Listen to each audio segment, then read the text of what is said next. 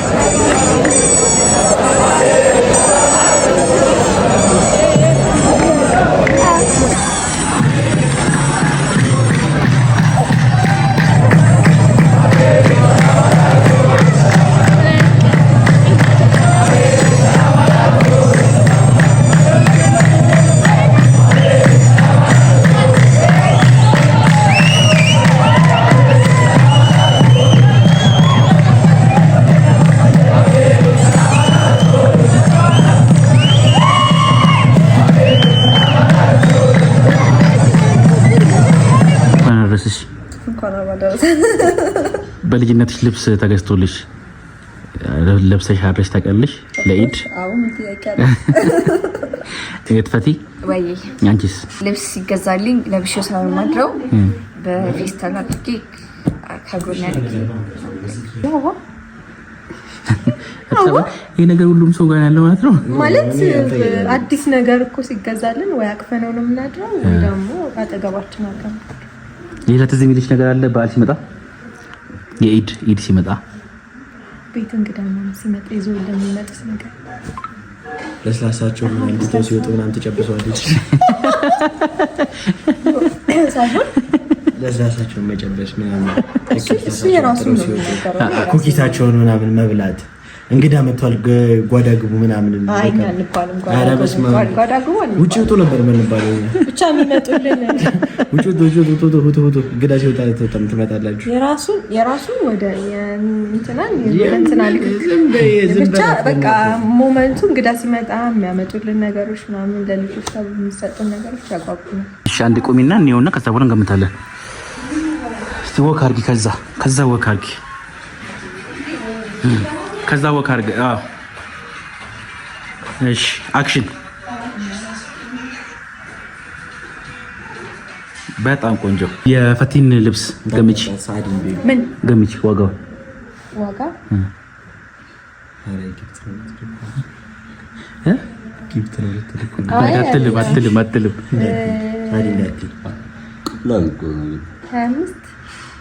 ሺህ አግኝታለች። ትንሽ ብቻ አነሰ 31,000 ብር ከጫማዋ ውጪ ጫማዋ ብቻው 18,850 ብር ነው። እጇ ላይ ያደረገችውን ቀለበት ሰዓቷ ምናምን በደምብ ኦልሞስት 60k 60k ነው የሚፈጀው። ያ ማለት ያንተን ስልክ ማለት የለበሰችው ያንተን ስልክ አለ። ምን አጠፎሽ?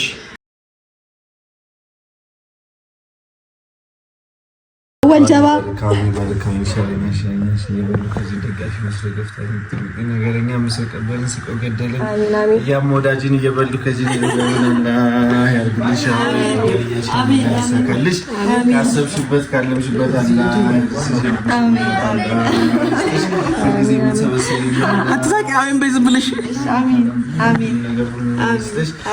መኪና መስኪን መደሻ ትንሽ መኪና መመላለሻ አላህ ይስጥሽ። አላሁመ ሰሊ ወሰለም ዐላ ሰይዲና ሙሐመድ። እሺ ተክሎ እንደሚያውን ምን የሚጠይቅ ነገር አለ ብለህ ነው?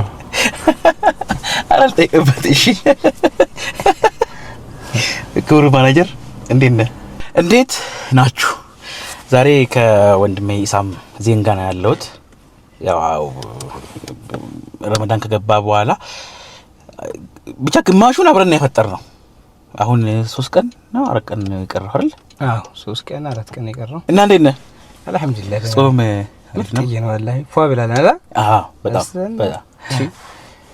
እኔም ከናንተ እኩል እንግዲህ እንደጾመ ሰው ነው እየበላ ያለሁት እየፈጠርኩ ያለሁት። አሬ ልግና ወላሂ እንደዛ እኮ ነው እየጾምክ ግን አልቻልኩትም። ነቆራውን አልቻልኩትም። አጀር በታገኝ ነው ይሻል። ነቆራውን አልቻልኩትም። አርሰናል ጨዋታ ልጀምር። አርሰናል ዘንድሮ ዋንጫ ይበላል። አንተ የማንቸስተር ደጋፊ ነህ? አርሰናል እኔ የማንቸስተር ደጋፊ ነኝ። አርሰናል ዋንጫ እንዲበላ አልፈልግም። የማልፈልገው በደጋፊ ምክንያት ነው። ኢትዮጵያ ሰላም ልናጣ ነው። ግን ይበላል ዘንድሮ በቃ ማመን ነው። አንድ አመት በጣም የሚደብር ጊዜ ነው የምናሳልፈው። ግን ይበላል። ያው ሲቲ አሪፍ አይደለም። ሲቲ አሪፍ አይደለም። ስለዚህ ይብላ ያልከኝ አይጠፋም። አርሰናል ይብላ ሳይሆን ይበላል ነው እንጂ ግዴታ ነው። ይበላል ነው። ይብላ እየተመኘ አይደለም። ለአንድ አመት ሰላማችን እንጣ ያልክ ነው። ምንም አማራጭ የለንም። ሲቲ እሺ ውሎን ንገረኝ። ከጧት እስከ ማታ ድረስ ያው እኔ ያየው ነው ያለሁት፣ ግን ንገረኝ። ረመዳን ነው እንጂ አብዱካሪ ዘፈናል። ከጧት እስከ ማታ መዋከብ መልኳታል ውሎ እናዳሪ ቢለው ዘፈን ወላሂ የኔ ላይፍ ነው ባይዘው። እሺ እንደምፈልገው አይደለም ውለው እንደማልፈልገው እያልኩ ነው። ግን አልሐምዱሊላህ ወላሂ ላዚም አላህ ምን መሰለህ በጣም ነው እናቴ የምትወደኝ ባይዘው። ከእናቴ ጋር ክሎዝ ነኝ። ዱዓ በደንብ ባለኝ እናት እና ቁጭ ብለን መስበላው እንጀራ ይስተተለኝ ነበር። አንተ በፊት በጣም ስለፋተኛ ጧት 2 ሰዓት ወጥቼ መርካቶ እየተፈታ ቁጭ ብዬ መበላው እንጀራ ሰጥቶኛል እና አልሐምዱሊላህ ቁጭ ብዬ መብላት ነው ስራዬ ላይ ለፈልጌ። ስለዚህ ውሎህ ተቀምጦ መብላት ብቻ ነው? መብላት ነው። አየለም ይባላል። ብዙ ትርጉም አለው ግን አላህ ያስረዳህ። አንተ ትንሽ አይገባም ነው ይስተቀረዘላል ወደ እሺ የቀን ወጪ ምን ያለው? የቀን ወጪ ቁጭ ብለህ ደበላ ነው። ግን የቀን ወጪ ምን አለ? ጉራጌነት ልታስታውሰኝ ነው። ደብረኝ ነው የቀን ወጪ። እሺ አልሐምዱሊላህ ስለሚሰጠኝ ማውጣው ነው ማለት ነው እንጂ ደባሪ ወጪ ነው ያለን። ታውቀዋለህ አንተ መቼም ውጪ ነው እንበላ፣ ውጪ ነው ነገራችን፣ ውጪ ነው የቤት ኪራይ ውድ ነው፣ ብዙ ነገር ውድ ነው። በቃ አልሐምዱሊላህ ግን እየኖር ነው። በዛ ላይ ደግሞ ደሞስት ኤክስፔንሲቭ ቦታ እኮ ነው የምንኖረው እኛ ቦሌ እኮ ነው ያለነው። ሌላ የት ውድ አለ ከዚህ በላይ? ወላሂ ሁሉም ቦታ ኑሮ ይቀላል። አዲስ አበባ ላይም ሆነን የአዲስ አበባን ብዙ ብር የሚወጣበት ቦታ ላይ ነው ያለነው። ሶ የቀን ወጪ ስንት ነው ሳይሆን ብዙ ነው። መስራትም አልፈልግም። እሺ ምንድነው በብዛት ወጪ የሚያስወጣክ? በዚህ እኔ በህይወቴ ወላሂ ላዚም ነው ልክ ከስንት አንዴ በጣም ትልቅ ነገር ልገዛ ካልሆነ በስተቀር አካውንቴ ላይ ስንት ብር እንዳለ አይቻላቅም አላቅም። ቀጣዩ ጥያቄ አካውንት ላይ ስንት ብር አለ ነበር? አላቅም። በቃ አንተ በዛው ልመልስልህ አላቅም። ለምን መሰለህ አንድ ጊዜ አባቴ ምን ሲል ሰማሁት፣ የሰው ልጅ ያለውን ሲያቋጣሪ ይሆናል አለ። 1 ሚሊዮን ብር ካለ 900 ምናምን ሊገባ ስለሆነ መቋጠር ሲጀምራል። 800 ሺህ ካለ ወደ 900 ወደ 700 ልትወርድ ስለሆነ ወጪም ልስታውጣ እየፈራህ ነው የምትመጣው ምናምንና አካውንቴ ላይ ብር ላይ ማውጣት ያለብኝን አወጣለሁ። እዛ መተካት ያለብኝ ይተካል። ሌላ ታሪክ የለም እንጂ ስንት ብር አለ ብትል ምናዘዘው ራሱ ስንት ነው አላውቅም። ማናጀር እውነት ነው ማኔጀር ራሱ ማደርገኝ እሱ አካውንት ብቻ የብሩን አካውንት እሱን ያሳየኝ። አሁን እሱ ማከሳየክ ታዲያ ምኑን ለምን ሞጣ ምንም 00 ገብቶ አያውቅም ብዬ አስባለሁ።